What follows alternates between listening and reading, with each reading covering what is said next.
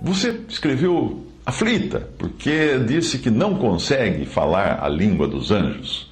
E pelo que entendi, você se converteu e se juntou a alguma igreja pentecostal e agora está sempre perturbada, porque você vê os seus irmãos e irmãs falando a língua dos anjos e você não consegue. Por que você não consegue falar a língua dos anjos? Simplesmente porque você é sincera e você não sabe fingir, além de você não se deixar levar por ataques de histeria coletiva. Simples assim. Essa história de língua dos anjos é uma das histórias mais mal contadas da cristandade. Depois que Deus causou a confusão de línguas em Babel, para que o homem parasse de se gloriar de sua própria capacidade, o pentecostalismo acabou emprestando a glossolalia, que é um fenômeno também tratado pela psiquiatria. E acabaram se gloriando justamente daquilo que Deus fez para que não se gloriassem. Falar em muitas línguas. Perceba, Deus dividiu as línguas dos homens porque eles estavam se gloriando de querer ser alguém, e hoje tem gente que se gloria porque fala muitas línguas. Como consequência, em alguns grupos cristãos, aqueles que não conseguem falar línguas estranhas ou a língua dos anjos são vistos como cristãos de segunda categoria, pessoas que não têm o Espírito Santo. Mas a Bíblia diz, ora, se alguém não tem o Espírito de Cristo, esse tal não é dele. Romanos 8:9. Portanto, ou a pessoa tem o Espírito Santo e ela é crente, ou ela não tem o Espírito Santo, ela nunca creu em Cristo, então. Mas, felizmente, quando você crê em Cristo, você é selada com o Espírito Santo da promessa. Esse é o penhor da nossa herança, a garantia da herança do crente. Mas para entender a questão das línguas, é preciso voltar ao Jardim do Éden. Lá havia uma só língua.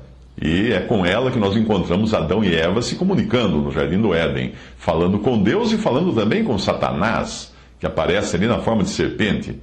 Deus e Satanás também se comunicavam com Adão e Eva, de um modo que eles se entendiam. Portanto, não havia no Jardim do Éden necessidade de intérpretes.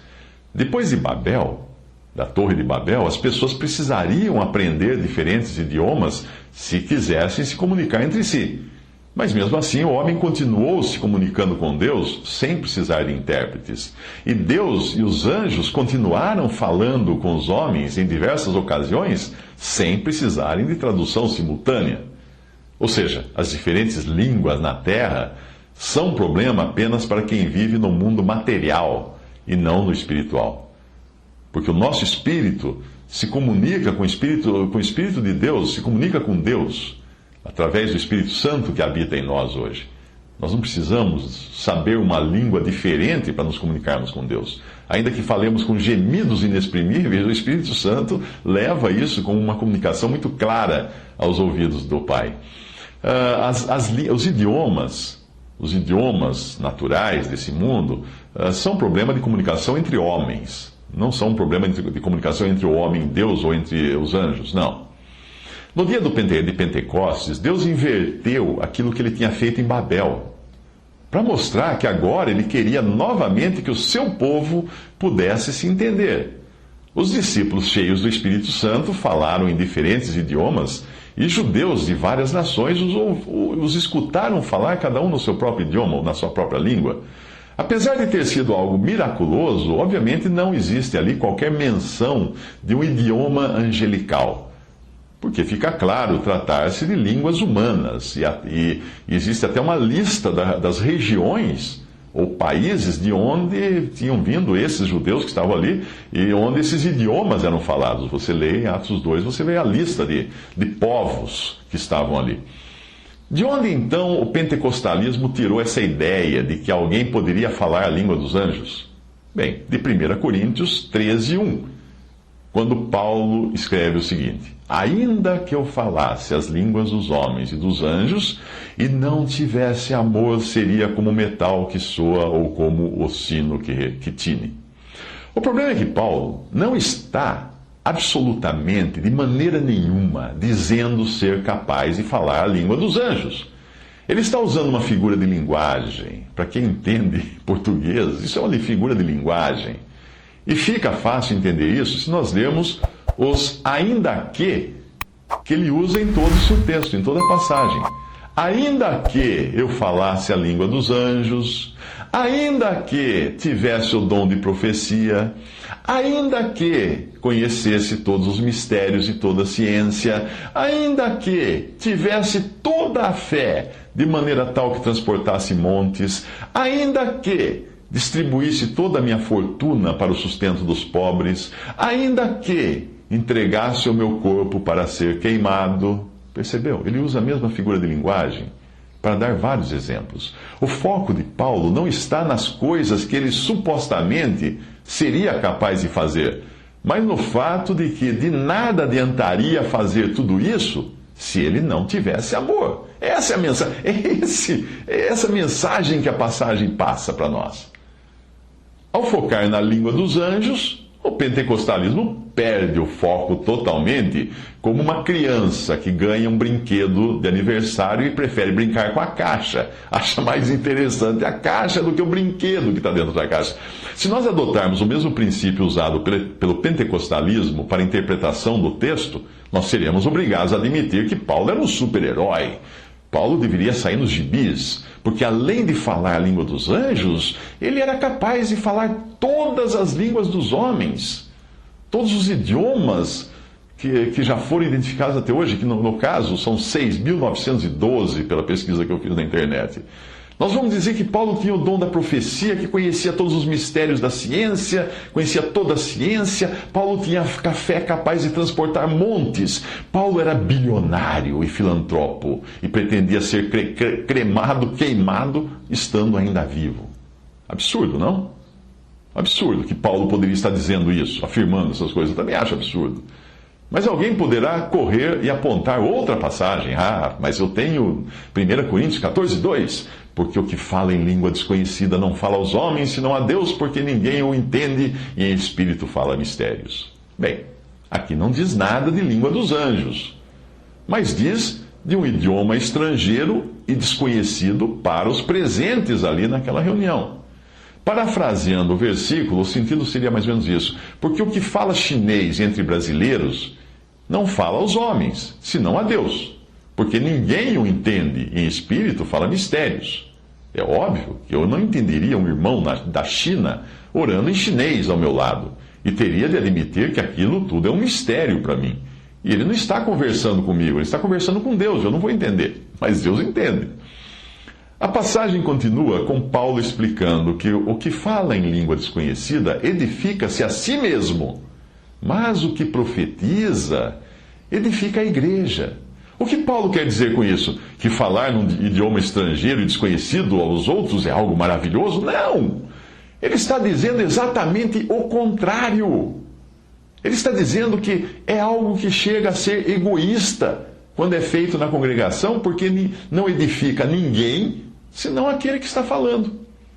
E Paulo segue mostrando que profetizar, isto é, falar das coisas de Deus e da sua palavra numa língua inteligível, é algo muito melhor, muito superior ao esse balbuciar extático numa língua estrangeira. Veja o que ele diz: a não ser que também interprete para que a igreja receba edificação. Ele mostra assim a inutilidade de se falar numa língua desconhecida entre irmãos sem um intérprete. Simples assim. Se você já participou de uma palestra numa língua estrangeira que você não entende, vai reconhecer que foi pura perda de tempo. É por isso que Paulo continua falando da falta de proveito de se falar numa língua estrangeira que ninguém entenda, chamando a isso até de um colóquio entre bárbaros, lá em 1 Coríntios 14, 11. Você não iria querer ser um deles, não é mesmo?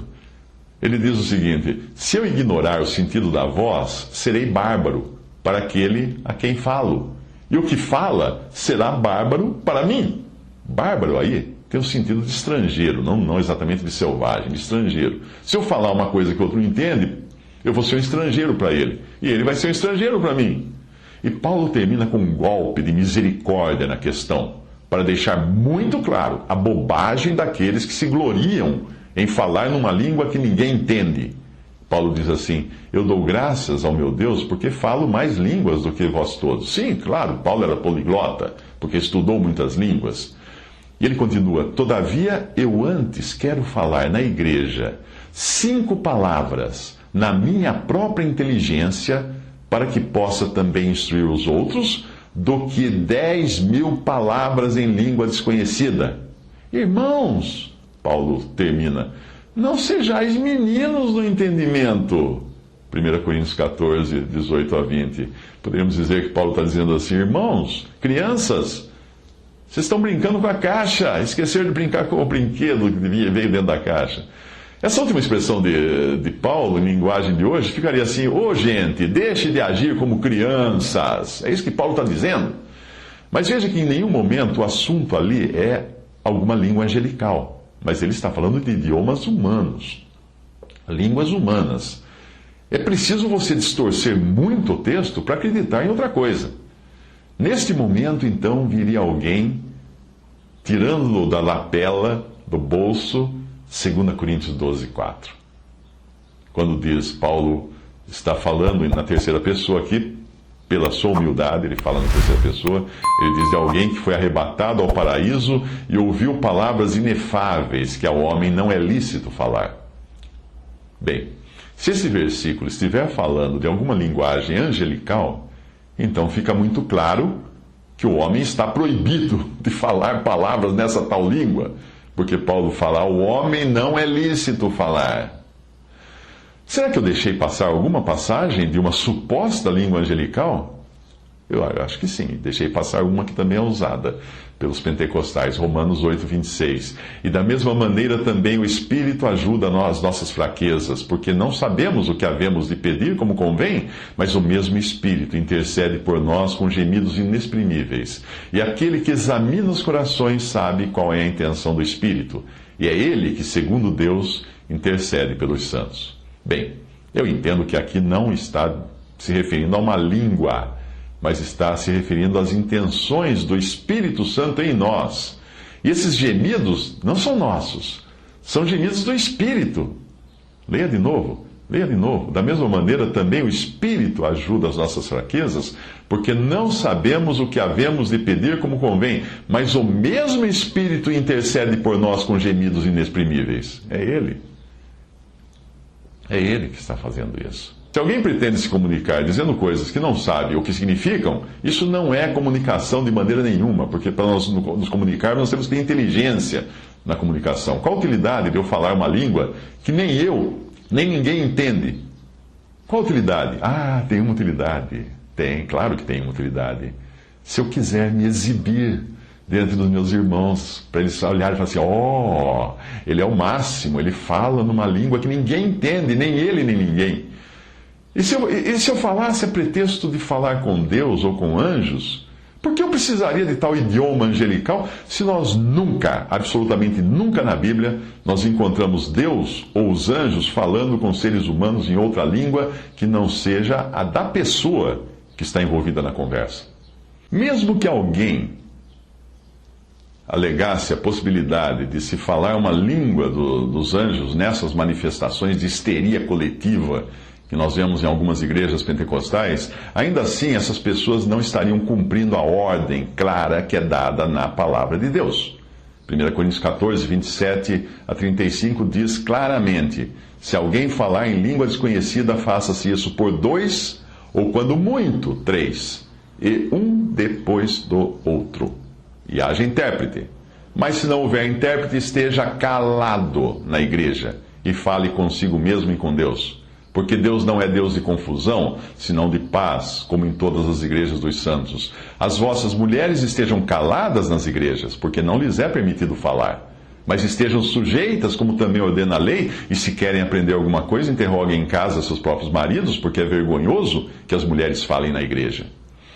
Agora, ninguém poderá dar a desculpa de que não viu essas instruções claras na palavra de Deus. E mesmo assim, eu aposto um doce, como você, na igreja onde congrega, está todos os dias vendo essas regras serem desrespeitadas quando aquelas pessoas começam todas a gritar em línguas estranhas e desconhecidas, alegando, às vezes, que são línguas dos anjos ou que são línguas estrangeiras. Isso não glorifica a Deus, muito pelo contrário.